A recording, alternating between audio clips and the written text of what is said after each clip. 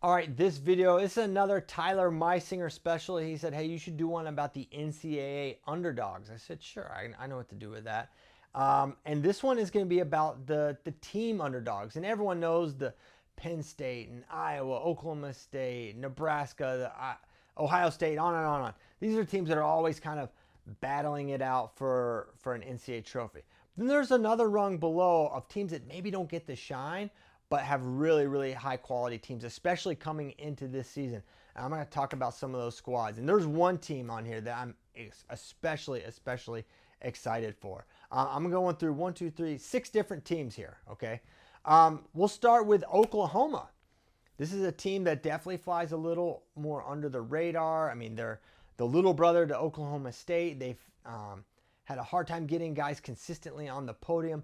But if you just look at this roster, it's a tough, talented roster. When you think about, you've got freshman Barrick Jordan, a lot of excitement around what he could potentially do this year. You've got a lot of transfers, and that's the big story for this team.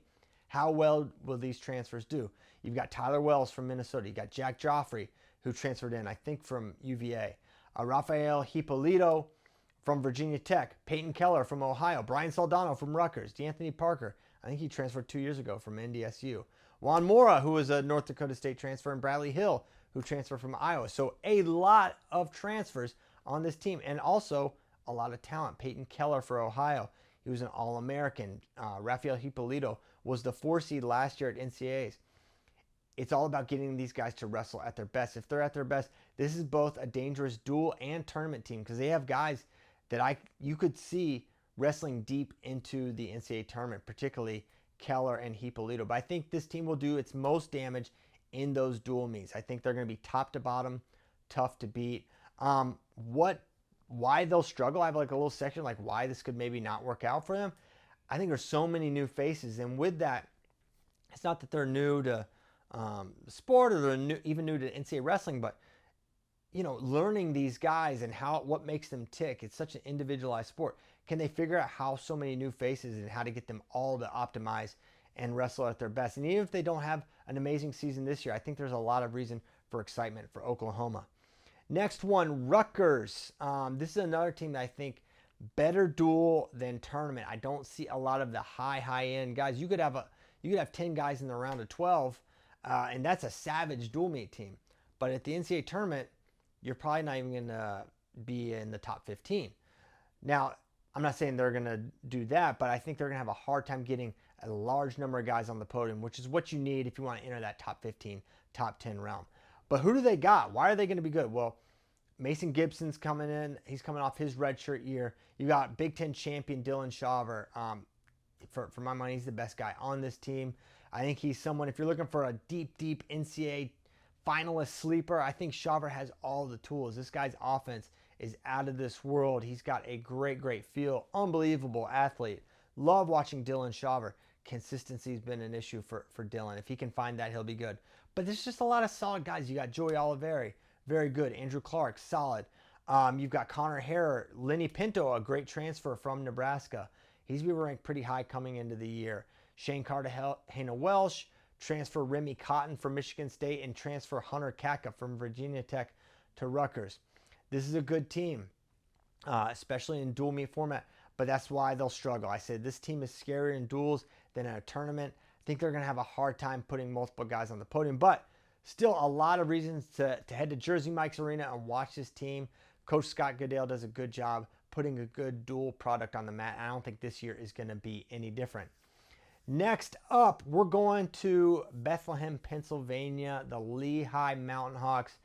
This is a really good team. Really, a lot of reasons to be excited. It reminds me of, now I'm going to get my years mixed up maybe a little bit, but I feel like the 2014, 15-ish range for Lehigh, they had a lot of really good guys. They had Nate Brown, and they had Mason Beckman and Mitch Minotti, and a number of really good wrestlers. And I think, they've always been good. Like Lehigh, every single year, tough team. But this is one of Coach Santoro's better teams that he's ever coached, in my opinion. And the way this team starts is insane. Sheldon Seymour, 125. This is a guy that beat Luke Lillidahl last year, placing as a freshman, I believe. Ryan Crookham, who will be many people's national champion pick at 133. Luke Stanich on the U20 World Team, a true freshman All-American already. And then you've got Kelvin Griffin at 149, maybe the #1 bonus point scorer in NCAA wrestling. We'll see if that can translate to a podium finish. That remains to be seen. Max Brignola, I did my video on NCAA breakout stars. I talked about Max at 165. I think he's going to have a really nice year. They've got Nathan Taylor at the heavyweight class. He was out last year with injury. I think he's has a great shot to place next year for Lehigh. JT Davis, a name not a lot of people know. I think he could do a nice job at 197. Now, why Lehigh will struggle or could struggle? I think they're really good in the best weights, right? So you could be awesome at 125, 133, and 285, but you might not place, or you might be wrestling for 7th and 8th and have a good performance, right? Sheldon Seymour is in an insanely deep weight class. To get on the podium again, he's going to have to be better than a year ago, and he was really good last year.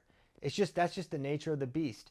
133, Ryan Crookham is awesome. He could win a title, but he could be 4th. He could be 5th. That's not unreasonable when you consider Lucas Bird's a national champion. Ayala's been in the finals the last 2 years. Marcus Blaze coming into this weight. So as great as Ryan Crookham is, he could fall outside the top 3. That's not an unreasonable thought. So when you're really good at these super deep weight classes, that can cut into your overall team strength. But I think all in all, this is going to be a very exciting year for Lehigh Wrestling and a lot of reasons to tune in for the Mountain Hawks. Next team, going with Illinois. Coach Mike Poeta going to put maybe his best roster on the mat that we've seen so far since he's been at Illinois. Why they're going to be good? Well, just listen to this crew. You got Spencer Moore, transferred from UNC to Illinois, been a national qualifier. We'll see if he can take a step forward at Illinois. They've got the returning national champion at 133, Lucas Bird. It goes without saying, that's a good guy to have on your team. Danny Pusino at 141. Michael Joffrey transferring in. He could do a nice job. Cannon Webster was definitely a sensation last year. They're going to let this man eat. He's going up to 157. He was the biggest 49 I've seen in a long, long time. He's going to do awesome at 157. High output guy, great pressure, and I think Cannon Webster is going to have a really nice season at 157. 165, you get year 2 of Braden Scholes. Braden he's a pinner.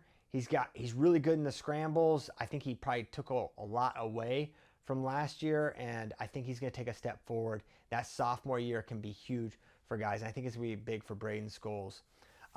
Edmund Ruth is back. He's been an All-American in the past. Was round of 12, I think, last year. And then Luke Luffman, he's been in and around that All-American range. Can he enter into that top 8?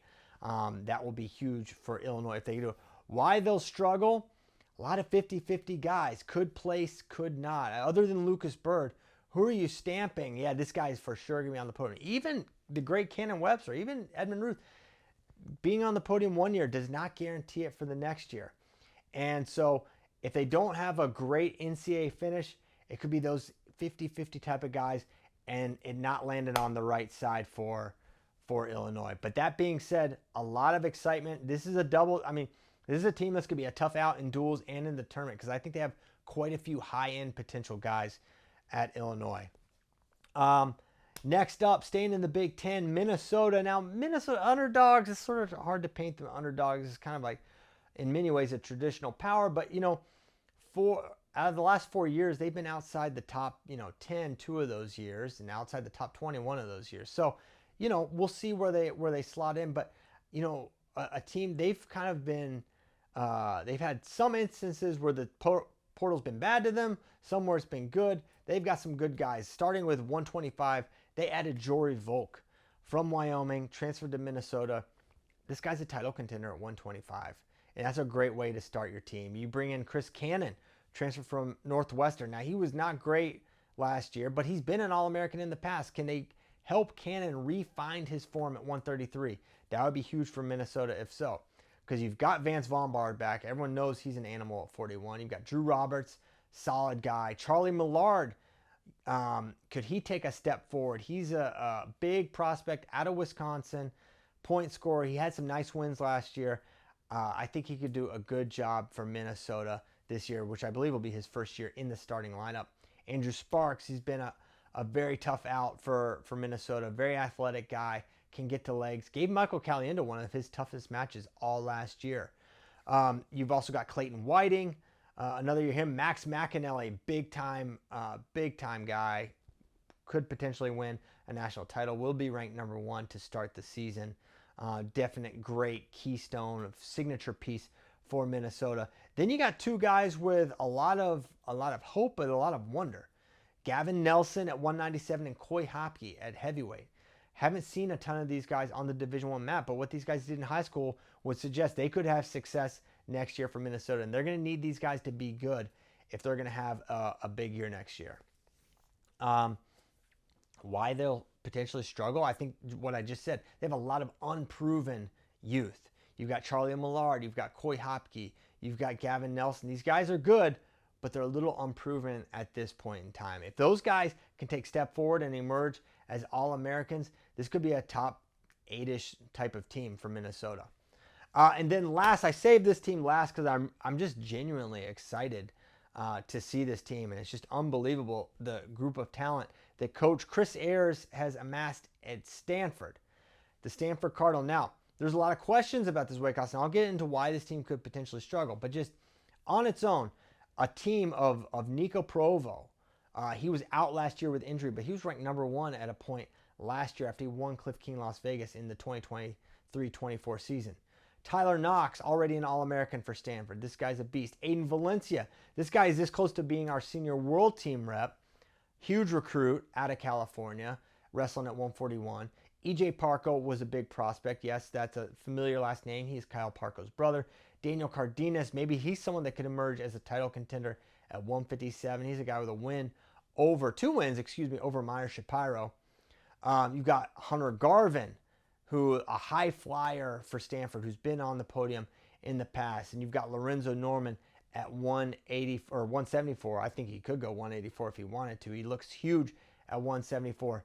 And that's how they start their team.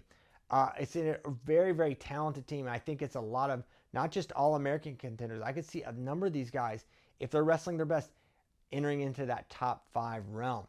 I think it's just a stacked team, blue chip talent, and some talent that's been developed by Coach Chris Ayers. Now, why could this team struggle?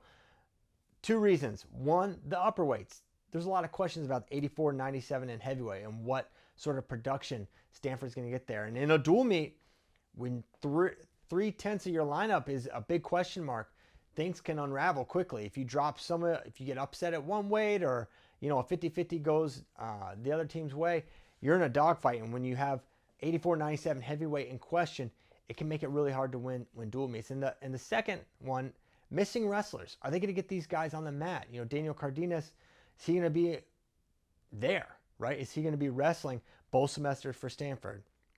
Nico Provo, we thought we'd see him last year. Didn't see him at all. So can Coach Ayers get all his guys on the mat come ACCs, come NCAAs?